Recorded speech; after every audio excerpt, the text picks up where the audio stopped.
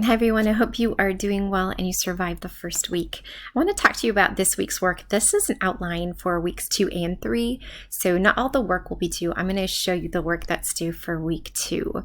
So this is a PowerPoint. You'll click on it and you will review it. So you'll take this little poll. You will read Cinderella, pages 28 through 43 in your yellow book. When you have several pages, think about getting the main concepts. But I also want you to read it because I think there will be information that you need from it. And then you will watch this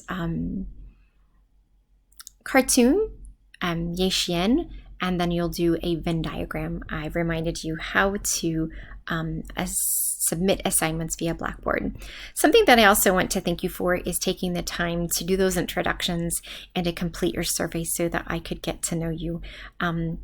I just want to review a little bit. So most of you are education majors, but I have some students who are in business or nursing. So we're so excited that you could join us.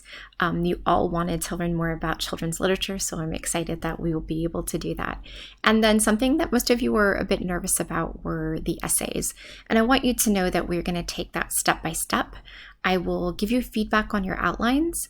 And we'll ask you next week. Actually, there will be different due dates, and I'm going to send out an email explaining that. But I'll ask that the outline be due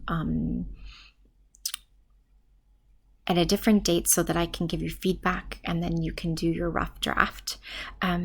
So please keep that in mind. But you'll do the outline with me. The worst thing in the world would be for you not to get feedback from me and to be on the wrong track and have spent time doing something that you have to redo again. So I definitely don't want that to happen. You'll do a rough draft. I'll give you feedback on that as well. And then your final copy will never be your final copy. You can revise that essay for points back on it. So please don't worry about it. 50% of you are optimistic. 50% of you were either stressed or nervous. And I definitely don't want that. Please know that I'm here to help you. Please take advantage of it as quickly as possible.